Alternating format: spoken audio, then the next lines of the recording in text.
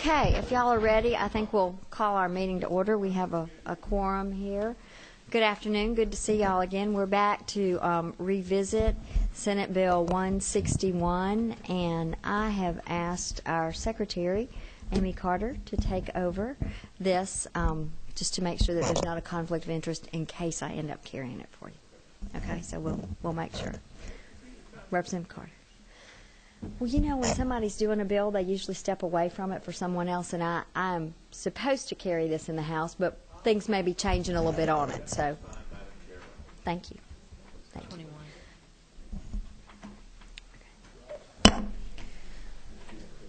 Senator Butterworth, are you ready?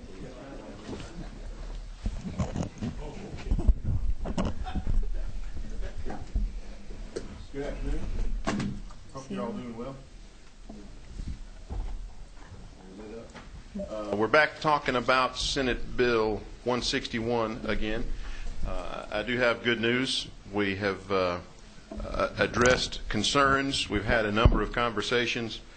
You should have a substitute bill. The LC number is 334212S.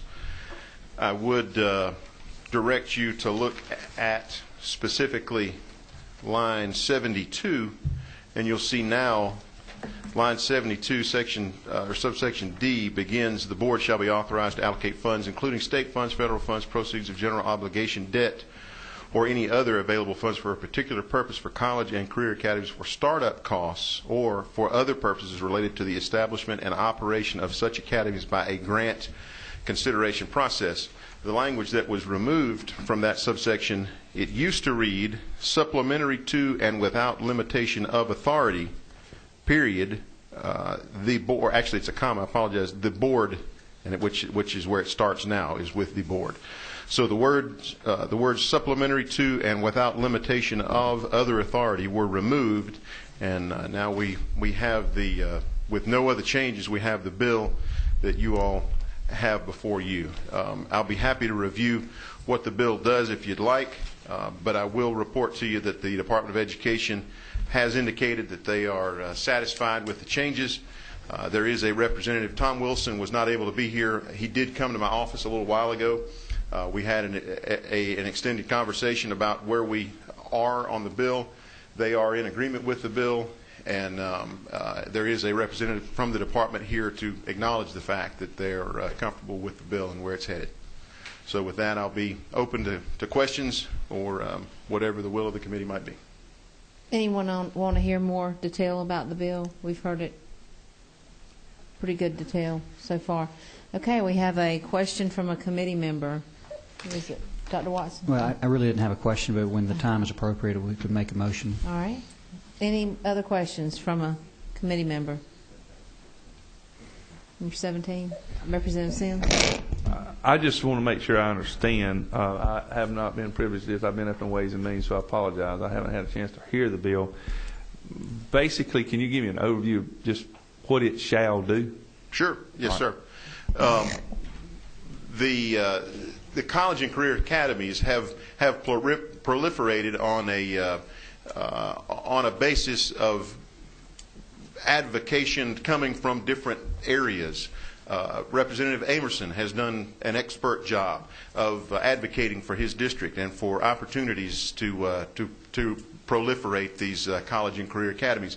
But there hasn't been any specific process that was predetermined for the 23 current college and career academies that are in place. What this bill aims to do is to put a process in place, create the name of an office. The individual is actually already employed by the state, and that one person will then answer the phone that rings to the office. If a community comes together and they say we want to create an opportunity for dual enrollment for a charter school system, a college and career academy, that will be a collaborative effort between private organizations in a community, the Technical College System of Georgia, the Department of Education, and even to a degree, even the university system as appropriate. All those processes will be brought together on a collaborative effort to ultimately raise the graduation rate, create a dual enrollment opportunity, and bottom line, formalize all the different processes of the College and Career Academy. So we've gotten a number of areas of support, and we have worked for a long time to get us to this point. Representative Sims. Thank you. Follow-up question, Madam Chairman. Certainly. Have you taken into any consideration the as far as charter schools is concerned, the Supreme Court ruling on Friday? Are you aware of that, and have you taken that into consideration with any of this? I'm hearing in my ear that was a commission on charter schools, and it doesn't impact. Okay, well, you said effort. charter schools. That's why it made me feel a little bit uncomfortable. I'm just a little bit worried about that with all of our education concerns. Don't be in this case. Thank you. And finally, is this going to help? I guess my main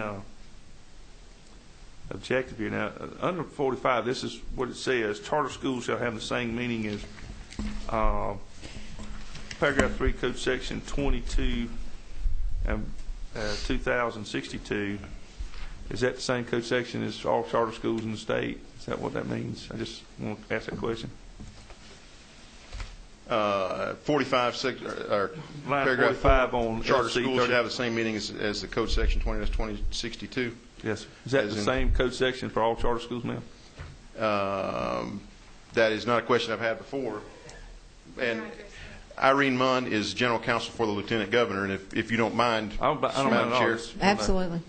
We have at least 3 different types of charter schools in Georgia, and the 20-62 is what is known as the locally approved charter schools, not necessarily the commission charter schools. That is the Supreme Court decision that you're addressing.